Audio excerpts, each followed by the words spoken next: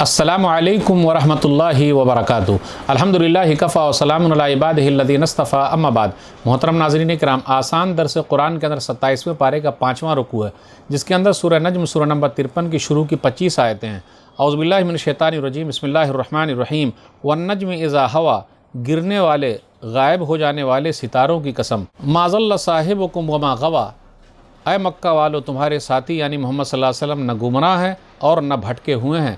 وما ينطق عن الهوى، اور نبی صلی اللہ علیہ وسلم اپنی خواہش سے کچھ نہیں بولتے۔ ان هو الا وحی یوحی، نبی صلی اللہ علیہ وسلم تو وہی بولتے ہیں جو وحی ان پر اتاری جاتی ہے۔ علمہ شدید القوی، نبی صلی اللہ علیہ وسلم کو پوری طاقت والے فرشتے جبریل علیہ السلام نے سکھایا ہے۔ ذو مرۃ فاستوی، وہ فرشتے طاقت والے ہیں، پھر وہ جبریل علیہ السلام اپنی اصلی صورت میں سامنے آئے۔ وہو بالافق الاعلی، اور جبریل علیہ السلام آسمان کے بلند کنارے پر تھے۔ ثم دنا فتدلی، پھر جبریل علیہ السلام نبی صلی اللہ علیہ وسلم کے نزدیک آئے، پھر جھک گئے، نبی صلی اللہ علیہ وسلم پر اللہ کی وحی کی۔ فکان قاب قوسین او ادنی، تو وہ جبریل علیہ السلام 2 کمانوں کے فاصلے پر یا اس سے بھی زیادہ نزدیک ہو گئے۔ فاوحی الی عبدہ ما اوحی، اسی طرح جبریل علیہ السلام نے اللہ کے بندے نبی صلی اللہ علیہ وسلم پر وحی پہنچائی جو اس نے اس وقت نازل کی۔ ما کذب الفؤاد ما رأى، نبی صلی اللہ علیہ وسلم نے جو کچھ دیکھا، یعنی جبریل علیہ السلام کو اصلی صورت میں دیکھا تو ان کے دل نے جھوٹ نہیں سمجھا۔ افتمارونہ علی ما یری، اے کافرو کیا تم لوگ نبی صلی اللہ علیہ وسلم سے اس چیز کے بارے میں جھگڑتے ہو جو محمد صلی اللہ علیہ وسلم نے آنکھوں سے دیکھا ہے۔ وَلَقَدْ رَآهُ نَزْلَةً أُخْرَى، نبی صلی اللہ علیہ وسلم نے جبریل کو ایک بار اور بھی دیکھا تھا۔ عند سدرۃ المنتہی، جبریل علیہ السلام کو نبی صلی اللہ علیہ وسلم نے اس بیر کے درخت کے پاس دیکھا جس کا نام سدرۃ المنتہی ہے، یعنی آخری حد کی بیری ہے۔ اندہا جنت الماوا، اس بیری کے درخت کے پاس جنت الماوا ہے۔ اذ یغشی السدرۃ ما یغشی، اس وقت اس بیر کے درخت پر وہ چیزیں چھائی ہوئی تھی جو اس پر چھائی ہوئی تھی، یعنی بہت زیادہ فرشتے سونے کے پروانوں کی شکل میں اس بیر کے درخت پر نبی صلی اللہ علیہ وسلم کی زیارت کے لیے جمع ہوئے تھے۔ ما زاغ البصر وما طغی، نہ تو نبی صلی اللہ علیہ وسلم کی نگاہ نے دیکھنے میں دھوکہ کیا اور نہ حد سے آگے بڑھی، جو اللہ تعالیٰ نے مقرر کی تھی اس سے آگے نہ دیکھیں۔ لقد رأى من آیات ربہ الکبریٰ، نبی صلی اللہ علیہ وسلم نے وہاں اپنے رب کی بڑی نشانیاں دیکھیں۔ افرأیتم اللات والعزیٰ، اے کفار مکہ کیا تم نے لات اور عزیٰ بتوں کے بارے میں غور کیا ہے؟ ومناۃ الثالثۃ الاخری، اور منات پر غور کیا جو ایک تیسرا بت ہے۔ الکم الذکر ولہ الانثیٰ، اے کافرو کیا تمہارے لیے بیٹے ہیں اور اللہ کے لیے بیٹیاں، یعنی فرشتے اللہ کی بیٹیاں ہیں؟ جی نہیں، فرشتے اللہ کی بیٹیاں نہیں ہیں بلکہ اللہ کے بندے ہیں۔ تلک اذا قسمۃ ضیزیٰ، یہ تو بڑی بے انصافی دھاندلی کی تقسیم ہے۔ ان ہی الا اسماء سمیتموها انتم وآباؤکم ما انزل اللہ بها من سلطان ان یتبعون الا الظن وما تهوى الانفس ولقد جاءهم من ربهم الہدی، یہ بت کے کچھ نام ہیں جنہیں تم نے اور تمہارے باپ دادوں نے رکھ لیے ہیں، اللہ نے ان کی کوئی دلیل نہیں اتاری ہے، وہ لوگ صرف وہم و گمان، اندازے اور اپنی خواہش کے پیچھے چل رہے ہیں، جبکہ ان کے پاس ان کے رب کی طرف سے ہدایت آ چکی ہے۔ ام للانسان ما تمنی، کیا ہر انسان کی ہر تمنا پوری ہو سکتی ہے؟ جی نہیں۔ فللہ الآخرۃ والاولی، دنیا اور آخرت کا مالک تو اکیلا اللہ ہے۔ محترم ناظرین کرام، آسان درس قرآن کے اندر 27ویں پارے کا 5واں رکوع ہے، جس کے اندر سورہ نجم سورہ نمبر 53 کی شروع کی 25 آیتیں ہیں۔ سورہ نجم سورہ نمبر 53 ترتیب میں یہ 23 ہے۔ النجم، اس کا ذکر آیت نمبر 1 میں ہے۔ ستارہ، یہ مکی سورہ ہے، ہجرت سے پہلے مکہ اور اس کے آس پاس اترنے والی سورت مکی ہے۔ اس کے اندر 62 آیتیں ہیں اور 3 رکوع ہیں۔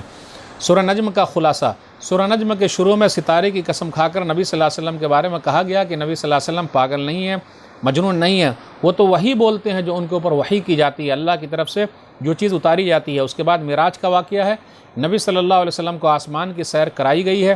اس کے بعد مشرکین عرب سے خطاب ہے کہ لات عزیٰ منات تمہارے بناوٹی معبود کس کام کے ہیں۔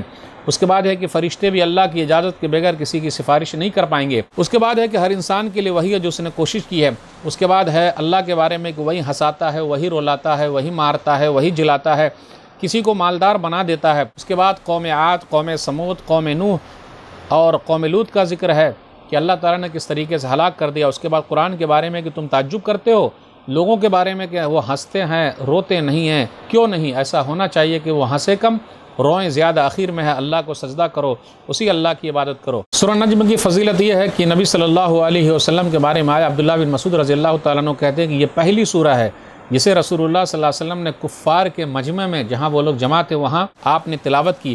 تلاوت کے بعد آپ صلی اللہ علیہ وسلم نے سجدہ کیا اور آپ صلی اللہ علیہ وسلم کے ساتھ جتنے لوگ تھے انہوں نے سجدہ کیا۔ صرف امیہ بن خلف جو تھا اس نے سجدہ نہیں کیا۔ صحیح بخاری کتاب التفسیر حدیث نمبر 4863۔ اس نے ایک مٹی لی اور مٹی کے اوپر امیہ بن خلف نے سجدہ کیا، یہ کفر کی حالت ہی میں مرا۔ آگے اللہ تعالیٰ نے ستارے کی قسم کھائی جب وہ گرے، ثریا ستارہ اس سے مراد ہے یا زہرہ ستارہ مراد ہے یا تمام ستارے مراد ہیں، یا قیامت کے دن جو ستارہ گرے گا وہ ستارہ مراد ہے۔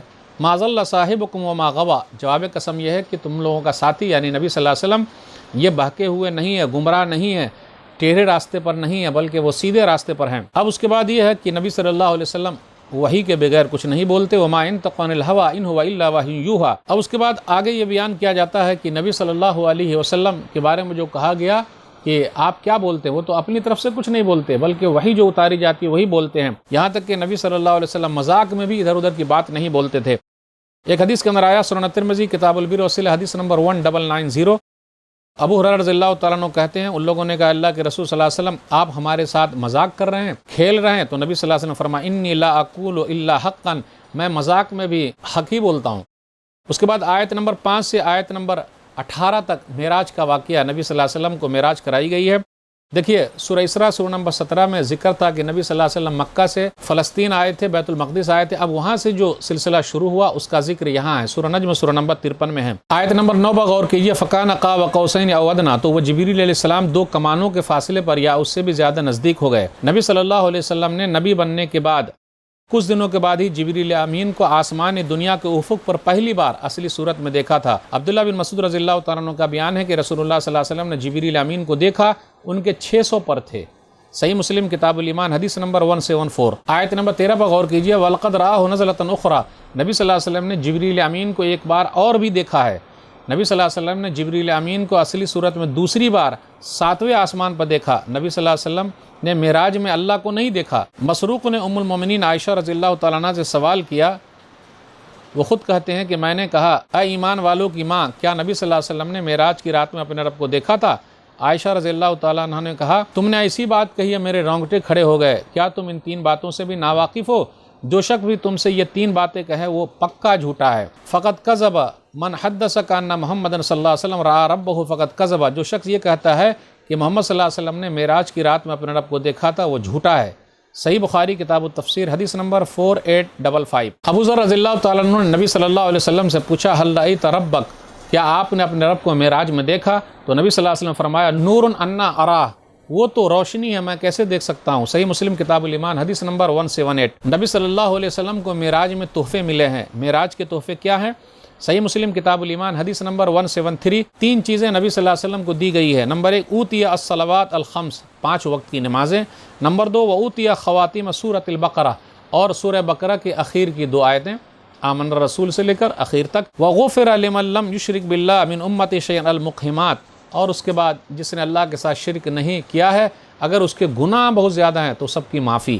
تو یہ معراج کا تحفہ ہے۔ آیت نمبر 19 سے 25 کے درمیان غور کیجیے، مشرکین مکہ کی توبیخ کی گئی ہے، انہیں پھٹکارا گیا ہے اور للکارا گیا اور بتایا گیا ہے کہ نبی صلی اللہ علیہ وسلم ایک اللہ کو ماننے والے ہیں، تو اللہ تعالیٰ نے آسمان پر ان کو بلا لیا، تم لوگ لات عزا منات کو پوجنے والے ہو، تو ان لوگوں نے کہاں تمہاری سیر کرائی ہے، کہاں گھمایا، ذرا یہ تو بتاؤ۔ لات عزا منات، کہا جاتا ہے کہ لات ایک نیک آدمی تھے جو ستو گھول کر حاجیوں کو پلاتے تھے، اس کے بعد لوگوں نے ان کو پوجنا شروع کر دیا۔ طائف میں بنو ثقیف کا یہ سب سے بڑا بت تھا۔ عزا غطفان میں ایک درخت تھا، یا شیطان یا بھوتنی تھی، لوگ اس کی پوجا کرتے تھے۔ منات مکہ اور مدینہ کے درمیان ایک بت تھا، وہ لوگ تقرب حاصل کرنے کے لیے وہاں جاتے اور جانور ذبح کرتے تھے، خون بہاتے تھے، اسی کا ذکر ہے۔ ان لوگوں نے نام رکھ لیا اپنی طرف سے، ان یتبعون الا الظن، آیت نمبر 23 میں ہے کہ ان لوگوں نے اپنے گمان سے اس کی پوجا کر رہے ہیں، کہاں کوئی دلیل ہے کہ ان کی پوجا کریں؟ تو ناظرین اکرام، آج کے درس سے بس اتنا ہی۔ اللہ سے دعا ہے کہ اللہ تعالی ہم لوگ قرآن کریم کو پڑھنے، پڑھانے، سمجھنے، سمجھانے، عمل کرنے اور لوگوں تک پہنچانے کی توفیق دے، آمین۔ والسلام علیکم ورحمۃ اللہ وبرکاتہ۔